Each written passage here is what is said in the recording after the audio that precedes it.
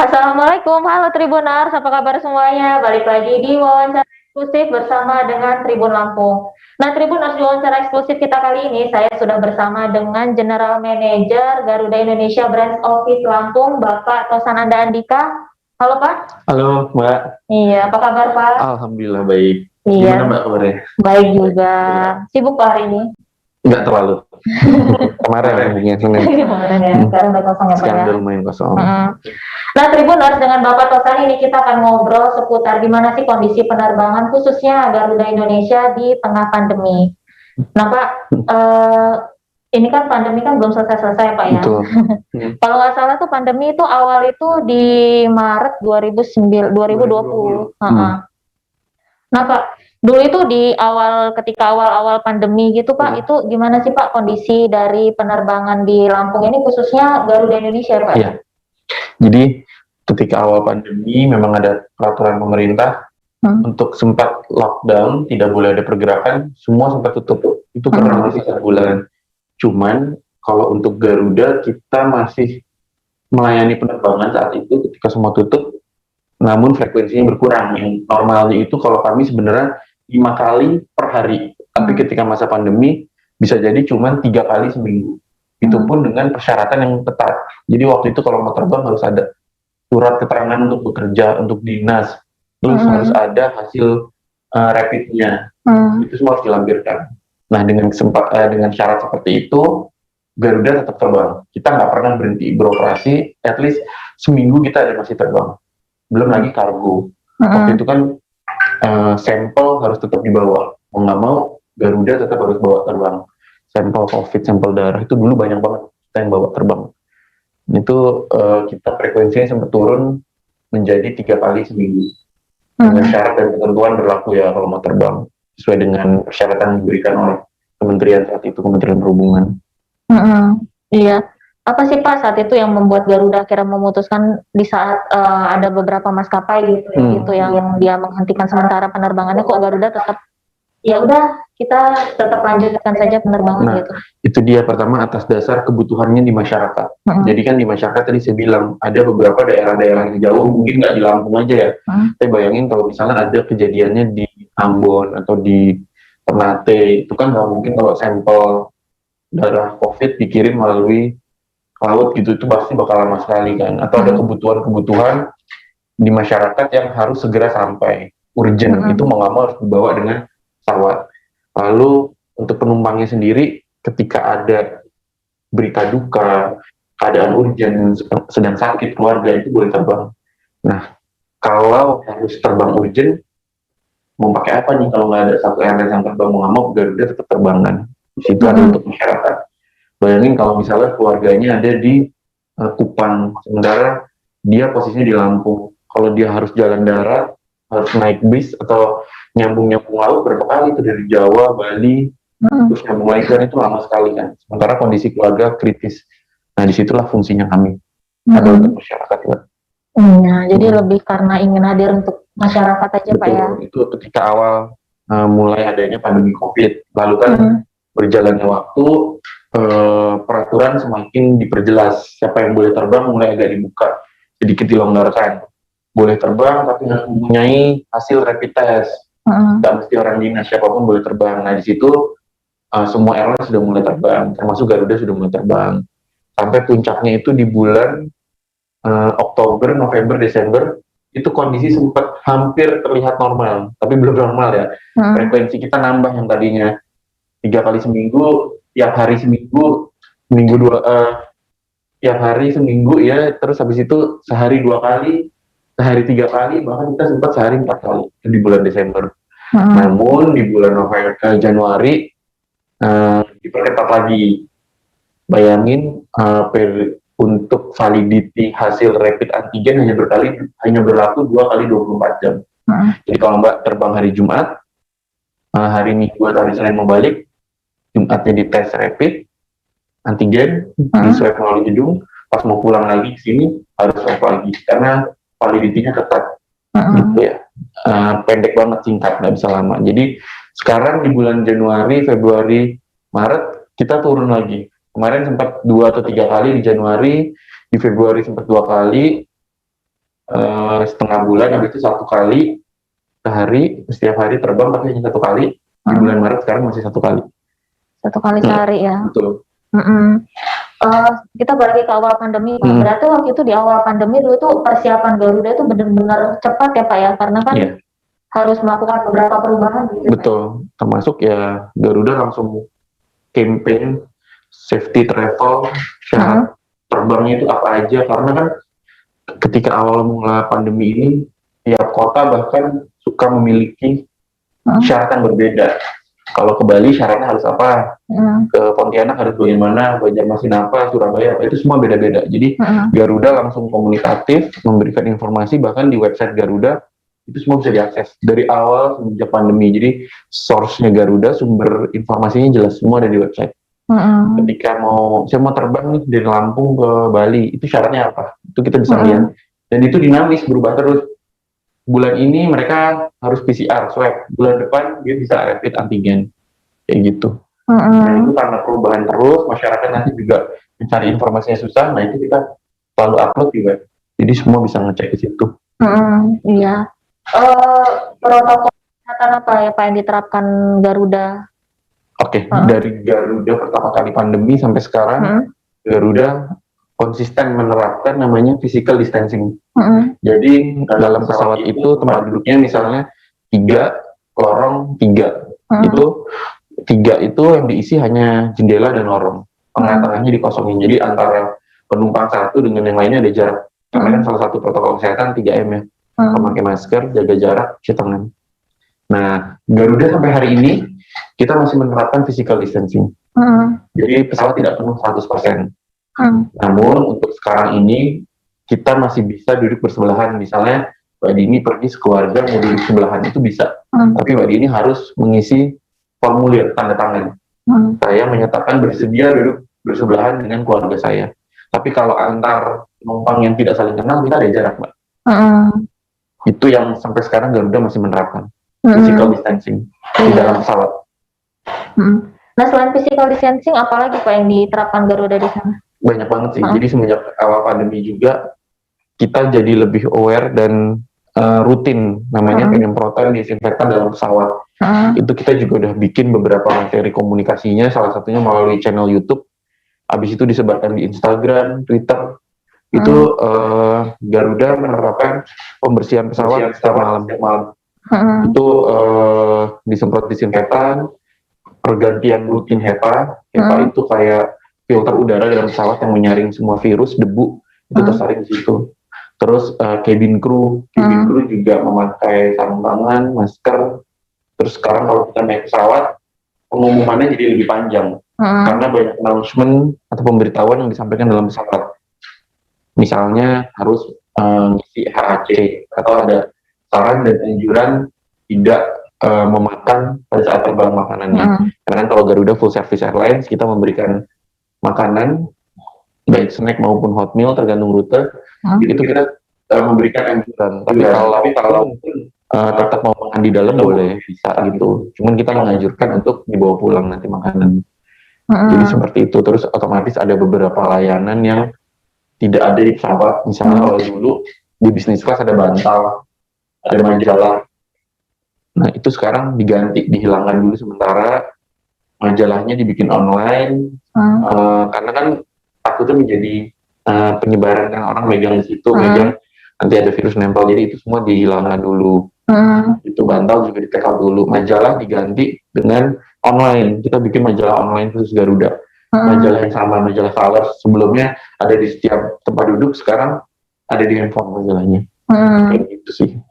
Iya. Dulu di awal pandemi itu Pak, gimana kondisi penumpang? Apa masih tetap ramai atau ada sepi Pak gitu? Kalau dari awal mulai pandemi sepi banget. Isian mungkin sekitar 50% ke bawah ya Mbak ya. Tapi seperti saya bilang sebelumnya, di bulan Oktober, November, Desember sudah sempat membaik. Di mana pesawat Garuda tetap melakukan physical distancing. Isiannya udah mencapai 70-80% saat itu. Tapi di awal Januari diperketat lagi, otomatis frekuensinya berkurang, isiannya berkurang lagi. Jadi memang skemanya nih naik turun di awal pandemi pelan-pelan sampai dari Maret, kayaknya Maret April sampai akhirnya puncaknya di Oktober tuh udah sempat agak normal. Frekuensi kita udah 3 sampai 4 kali per hari. Lalu di Januari turun lagi. Nah, kalau di awal pandemi jelas isiannya mungkin di bawah 50% ya Mbak. Tapi kalau di Oktober, November, Desember bisa di angka 70 lah, 70 sampai 80%. Lalu di Januari terketat lagi, sama isiannya agak turun lagi. Di Februari, Maret kita stabil hanya 1 hari 1 kali, tapi isiannya lumayan, udah di angka 70%, 70 sampai 90%. Itu. Iya. Itu maaf Pak, kalau saya berarti itu hitungan di 50% itu setelah hitungan bangku yang sudah dikurangin, dikurangin sama physical distancing. Sama physical distancing. Jadi dikit banget ya Pak? Dikit banget. Satu pesawat kalau Garuda nih Lampung Jakarta satu gini isiannya ekonomi 150, bisnis 12. Itu selama kita pandemi hanya diisi bisnisnya 6, ekonominya 94, jadi 100. Berarti kalau misalnya isian 90% berarti 90 orang. Udah jadi pandemi. Iya, berarti dari 94 itu hanya terisi separuhnya waktu itu. Iya, di awal pandemi. Awal pandemi seperti isi segitu. Berarti hanya 50-an orang ya. Rata-rata ya. Rata-rata ya kurang lebih sekitar segitu 50-60. Iya, apa yang dilakukan Garuda saat itu Pak? Melihat penumpang yang sedikit banget kayak gitu. Kita memang melihat kondisi seperti ini harus berpikir 2 kali lebih keras dari gimana caranya terbang tapi tidak rugi besar gitu ya, karena memang pesawatnya nggak bisa diisi banyak, orang yang mau terbang juga memang tidak terlalu banyak karena memang dibatasi dan banyak orang yang juga takut terbang. Akhirnya Garuda coba untuk fokus ke kargo. Jadi kita mengoptimalisasi kalau di penumpangnya dikit, di bawahnya harus diisi kayak kargo. Jadi kita lebih fokus lagi ke kargo. Jadi selama ini kita sudah menggarap kargo, di era pandemi ini kargo jadi salah satu tulang punggungnya Garuda sekarang jadinya. Iya. Tadi kan Bapak sempat ngomong mengurangi frekuensi penerbangan. Betul. Dulu di awal pandemi itu di bulan Maret langsung dikurangin ya frekuensinya? Langsung dikurangin. Yang tadinya di Maret, mungkin di Februari 2020 kita 1 hari 5 kali Mbak. Jadi kalau seminggu 5 kali 7, 35 kali penerbangan 1 minggu. Nah ini selama pandemi awal-awal itu kalau nggak salah kita cuma 3 atau 4 Mbak per minggu. 3 atau 4 per minggu, bukan per hari, per minggu cuma 3 atau 4 kali. Jadi sehari cuma 1 kali terbang, itu pun di hari tertentu. Jadi hanya 3 sampai 4 kali terbang dalam 1 minggu. 1 minggu. Enggak setiap hari berarti ya. Hari. Karena memang yang terbang itu persyaratannya cukup banyak kan. Harus ada surat awal-awal pandemi ya, harus ada surat dia dinas, kalaupun ada berita duka atau masalah urgent harus dilampirkan juga buktinya, terus harus ada surat tes. Jadi memang saat itu belum bisa semua orang untuk terbang, harus yang punya keperluan urgent. Nggak bisa kalau saya mau liburan nih atau saya mau mengunjungi teman misalnya di Jogja, itu belum bisa waktu itu awal-awal ya. Tapi hanya keadaan khusus yang bisa untuk terbang, makanya kita juga terbangnya belum bisa tiap hari karena kan belum banyak. Iya, jadi waktu itu Bapak mau memaksimalkan keterisian pesawat ya, makanya waktu itu dikurangin ya. Dikurangin. Jadi seminggu hanya 3 atau 4 kali. Biar nggak terlalu kosong juga, kayak kalau kosong otomatis kan pasti ruginya terlalu besar gitu. Paling nggak kita mengurangi rugi sih dan disesuaikan dengan kebutuhan yang ada di market. Saat itu di masyarakat kebutuhan untuk terbang belum sebanyak itu, ya kita sesuaikan, nggak usah terbang tiap hari nggak apa-apa. Iya, berarti penerbangan dikurangin, pesawat juga dikurangin ya berarti ya, armada ya?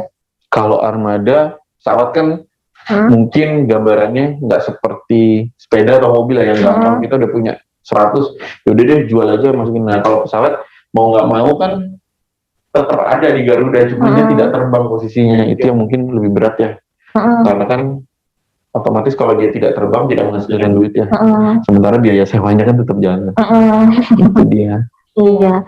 Tadi kan Bapak bilang kan penumpang kan jumlah penumpang keterisian kan anjlok gitu Pak. Itu sudah mulai naik sedikit-sedikit itu di bulan apa Pak? Naik sedikit udah dari September sih. September naik, ya. Oktober, November, Desember tuh puncaknya di Oktober sampai Desember. Itu udah sedikit lebih baik lah. Berapa Pak kenaikan waktu itu? Keterisian waktu itu udah bisa di angka 70-80% sih. Dan frekuensinya udah nambah. Yang tadinya mungkin 1 hari 1 kali terbang gitu, terus tambah 2 kali. Sebulan berikutnya nambah 3 kali. nambah kita jadi 4 kali sehari itu udah pernah. Di bulan November ke Desember tuh 4 kali sehari. Jadi September itu sudah menambah frekuensi Sudah Pak ya? menambah. Jadi berapa seminggu? Tiap hari terbang. Di bulan September tiap hari terbang 1-2 kali per hari. 1-2 kali per hari. Di Oktober nambah, ada yang 3 kali, ada yang 2 hari, ada yang 2 kali sehari ya? sehari. Terus di bulan November bahkan kita udah, kalau nggak salah udah setiap hari udah 3 kali. Terus di 3 atau 4 kali, di beberapa hari di 4 kali, tapi minimum udah 3 kali. Nah di bulan Desember sama udah 3-4 kali per hari rata-rata penerbangan. Gitu. Jadi November itu minimum 3 kali sehari. Di bulan Desember 3-4 kali. 3-4 kali. Ada yang mungkin Senin sampai Kamis 3 kali, di Jumatnya 4 kali, di Minggunya 4 kali. Ada yang kayak gitu. Nah kalau ini Pak, kalau mulai masuk Januari, ditambah lagi nggak frekuensi ini?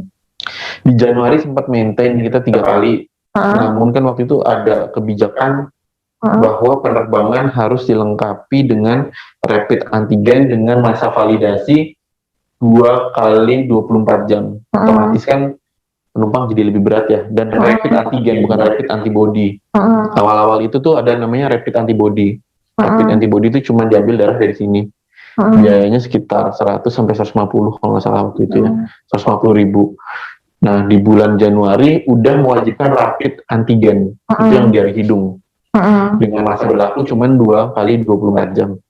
Yang kayak saya bilang tadi, kalau kamu berangkat Jumat, Kamisnya tes, Jumat berangkat, Minggu mau pulang lagi harus tes lagi di Jakarta. Gitu, antigen. Itu cuma 2 kali 24 jam. Jadi penumpang otomatis harus mengeluarkan ekstra biaya ya. Kali tes 200.000, 2 kali tes berarti 400.000. Belum lagi mungkin rasanya nggak nyaman ya kalau hidung kita di tes terus kan. Jadi agak ngilu. Jadi banyak juga yang merasa, yang memutuskan nggak usah terbang deh. Ada juga karena biayanya mahal, rasanya nggak nyaman di dunia gitu kan. Seperti itu sih. Itu di bulan Januari. Jadi syaratnya ketat, otomatis penerbangan mulai lesu lagi, isiannya mulai turun lagi. Mulai turun lagi, berapa Pak mulai turun jadi lagi? 1 lagi, per hari jadi cuma 1 kali. Per hari cuma 1 lagi, jadi Bapak turunin lagi? Turunin lagi, karena emang demand dari marketnya berkurang. Perjalanan dinas juga masih belum terlalu banyak kan di awal tahun, jadi ya berkurang lagi. Jadi apakah sampai sekarang masih 1 kali sehari? Kalau untuk kami saat ini masih 1 kali per hari. 1 kali per hari ya. Tapi isiannya sudah dengan frekuensi hanya 1 kali, isiannya sudah cukup hampir 80-90% sih sekarang. Untuk di bulan Maret ini ya. Iya, jadi kalau kemarin Januari itu benar-benar masuk, balik lagi 50% lagi? Iya, balik lagi 50% lagi sempat. Karena yang tadinya normal tiba-tiba harus diberikan syarat yang cukup ketat, akhirnya lesu lagi. Dan setiap kota mulai menerapkan syarat-syarat khusus waktu itu kan. Misalnya ke mana ya, Pontianak atau Denpasar itu masih harus dengan PCR. PCR itu lebih akurat lagi daripada rapid antigen kan. Dan biayanya juga lebih mahal. Otomatis kan nggak banyak yang jadi terbang. Terus dari sisi korporasi, perjalanan dinas juga di bulan Januari belum terlalu banyak waktu itu. Iya. Nah kalau sekarang Pak, untuk sekarang ini itu syarat untuk terbang dengan Garuda Indonesia itu apa aja? Syarat untuk terbang dengan Garuda, sebenarnya kalau syarat sih hampir sama ya semua airlines. Itu harus memiliki hasil rapid test antigen yang valid dengan masa validasi 2 kali 24 jam. Jadi kalau Mbak mau terbang besok, ya harus tes hari ini. Gitu, baru besok bisa dipakai. Itu hanya valid 2 kali 24 jam. Syaratnya gitu. Jadi kalau Mbak terbang sekarang, tapi tesnya udah minggu kemarin itu udah nggak valid, harus tes ulang. Gitu. Jadi syarat terbang yang ada sekarang adalah harus mempunyai hasil rapid antigen dengan masa berlaku 2 kali 24 jam dan mengisi EHAC. Dan itu aja. Iya. Itu EHAC itu panjangan dari apa Pak? EHAC itu surat elektronik. Jadi surat keterangan sehat. Health Certificate kalau nggak salah. Jadi itu adalah aplikasi dari Kemenkes, Kementerian Kesehatan. Itu ada di handphone. Itu kita tinggal download. Kita mengisi data diri kita, dari mana asal kita, kita mau kemana, di situ diisi. Jadi nanti keterangan tentang historical kita berjalan itu kelihatan. Itu paling harus ngisi itu sih, karena di stasiun keberangkatan dan kedatangan nanti EHC-nya diperiksa. Kartu kesehatan, bahasa Indonesia kartu kesehatan. Itu bisa berupa online, bisa juga berupa hard copy, kartu warna kuning. Oh gitu. Itu nanti kalau tadi kan Bapak sempat bilang sejak awal itu ada kayak surat perjalanan dinas apa segala macam, sudah nggak ada lagi. Itu sudah nggak ada. Sekarang keperluan pribadi boleh, misalnya ada yang mau liburan ke Lombok boleh, tapi dia harus tadi itu punya hasil rapid antigen berlaku 2x24 jam yang masih valid sama isi HAC. Itu udah boleh. Kalau dulu kan hanya untuk orang dinas atau ada keperluan khusus. Kalau sekarang liburan udah boleh, cuman harus ada hasil rapid antigennya itu. Jadi pas kita terbang dipastikan kita dalam kondisi sehat. Iya. Nah Pak, ini kan bulan depan sudah puasa. Bulan depan bulan April sudah puasa. Terus nanti bulan depan lagi sudah Idul Fitri. Gimana Pak persiapan Garuda Pak untuk menghadapi Idul Fitri ini Pak? Kalau di Ramadan pengalaman kita sih lonjakannya belum terlalu banyak ya di awal Ramadan. Lonjakan itu biasanya H-7 sebelum Lebaran, H-7 ya, H-7 before Lebaran, sebelum Lebaran itu baru meningkat. Nah biasanya memang kalau di Lebaran kita ada extra flight. Tapi balik lagi nih, karena kondisi pandemi, kita melihat kondisi market. Jadi nanti kita lihat bookingannya dulu nih. Kalau sekiranya bookingan dari schedule yang sudah ada penuh, mungkin kita bisa ajukan untuk penambahan. Nah, mungkin saat ini hanya bisa seperti itu. Kita belum bisa memastikan pasti melonjak tinggi, karena kondisinya kan belum terprediksi, Mbak. Cuman umumnya, H-7 tuh isian baru meningkat. Dari Jakarta ke luar kota, nanti H+7 dari luar kota ke Jakarta harus balik. Iya. Gitu. Mungkin nggak sih Pak nanti akan ada kenaikan harga tiket di dekat Lebaran nanti? Kalau Garuda kemungkinan besar tidak mungkin naik, karena memang dari Kemenhub sudah menerapkan namanya TBA, tarif batas atas dan tarif batas bawah. Jadi kita sebagai airline harus mengikuti peraturan itu. TBA-nya berapa, TBB-nya berapa, ya kita harus di tengah-tengah itu. Jadi kayaknya sih tidak mungkin naik, Pak. Iya. Nah, kalau sekarang nih Pak, ada nggak sih Pak program yang dihadirkan Garuda untuk masyarakat? Nah, khusus di bulan Maret, sebenarnya kemarin di bulan Februari juga sudah berjalan, cuman bedanya di tempat pembelian. Nah, sekarang kalau beli tiket Garuda di kantor penjualan Garuda, di website Garuda, di mobile apps Garuda, ataupun di beberapa agen, itu sudah mendapatkan free rapid gratis. Jadi kalau beli di bawah, beli tiket di counter Garuda atau di website, itu udah include dengan harga rapid antigen. Dan harga Garudanya mana? Enggak. Jadi misalnya harga Lampung Jakarta bulan November, Desember, Januari 546 ya, bulan ini tetap 546 sudah include dengan rapid antigen. Gitu. Itu berlaku dari tanggal berapa sampai tanggal berapa Pak? 1 sampai 31 Maret untuk pembelian tiketnya. Itu dari tanggal 1 sampai 31.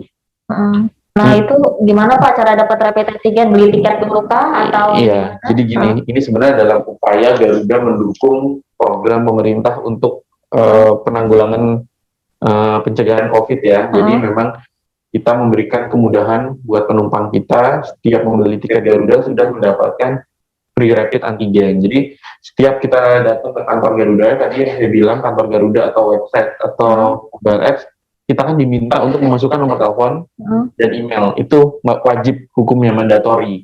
Setiap kita melakukan pembukuan tiket, kita harus memasukkan nama kita sesuai KTP, nomor telepon, dan email. Ketika kita sudah isut, bayar, kita akan mendapat notifikasi di email. Misalnya Mbak Dini, oke, saya habis isut tiket Garuda, Mbak Dini akan dapat email. Cek email, di situ ada notifikasi, Anda mendapatkan free rapid antigen di klinik tertentu. Nanti kita tinggal klik linknya, kita bisa lihat klinik mana aja. Misalnya Mbak Dini belinya di Garuda Lampung, tapi waktu itu mau terbang 3 hari lagi, dan terbangnya bukan dari Lampung, dari Palembang mau ke Jakarta. Tetap di Palembang nanti Mbak Dini bisa tetap ngecek juga di klinik mana gitu. Nanti di situ Mbak Dini klik di Palembang ada klinik mana yang sudah bekerja sama dengan Garuda. Oh ada klinik A, udah Mbak Dini tinggal ke klinik A di Palembang. Di situ cukup tunjukin tiketnya sama emailnya. Nanti free rapid antigen, di situ udah terbang dari Palembang, walaupun dia di Lampung.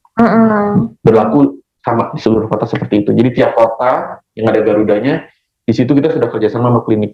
Itu kalau di Lampung saat ini kita di KMC Kedatron Medical Center, sama di Al-Fayed ada di daerah PU. Itu nanti tinggal ke situ, cukup bawa email dan tiket Garudanya nanti bisa dapat di situ. Jadi atau kalau sebelumnya juga bisa cek emailnya, otomatis biasanya 30 menit lah paling lama selesai kita isi tiket Garuda, kita akan dapat email. Makanya email itu menjadi wajib kalau naik Garuda, karena untuk pemberitahuan juga. Iya. Nah terakhir Pak, ini kalau seandainya ya jangan sampai ya kejadian ya, kalau seandainya ini pandemi ini masih terus berlangsung panjang, gimana sih langkah Garuda ke depannya Pak? Yang jelas Garuda akan tetap masih fokus nih sekarang ya. Fokus utamanya selain di kargo, tadi kan untuk kita menambah revenue ya, karena memang jumlah penumpangnya berkurang, kita fokus di kargo, kita tetap meningkatkan pelayanan. Pelayanan, karena di periode pandemi seperti ini justru pelayanan harus meningkat, nggak boleh turun ya. Nah di Garuda tetap meningkatin pelayanan, jadi penumpang bisa yakin, percaya, dapat merasa aman dan nyaman kalau terbang pakai Garuda.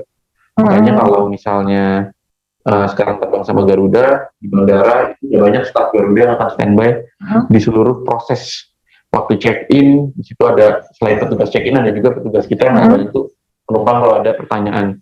Nanti di atas di boarding room ada lagi petugas Garuda dan tim Garuda yang standby di sana untuk membantu kalau ada keperluan lain-lain, keperluan khususnya ya. Itu kita benar-benar sekarang fokus meningkatin servis layanan kita selain di kargo. Jadi penumpang biarpun pandemi seperti ini tetap pede dan merasa aman dan nyaman terbang pakai Garuda. Karena pesawatnya pun tiap hari dibersihin. Itu cabin crew-nya pelayanannya tetap prima, dilengkapi dengan masker, sarung tangan. Jadi terbang pakai Garuda itu aman gitu. Jadi kita tetap mengkampanyekan nggak usah takut terbang, apalagi dengan Garuda gitu ya, karena emang terbang dengan Garuda tuh aman dan nyaman gitu. Iya. Oke Pak Tosan, terima kasih banyak ya Pak ya atas waktunya Pak ya. Terima kasih. Iya, mohon maaf sudah mengganggu waktu kerjanya Pak ya. Nggak apa-apa Pak, dengan senang hati. Iya, terima kasih Pak. Oke, Tribuners, tadi obrolan kita bareng dengan Pak Tosan, semoga obrolan bermanfaat. Sampai jumpa di wawancara eksklusif berikutnya. Assalamualaikum. Waalaikumsalam.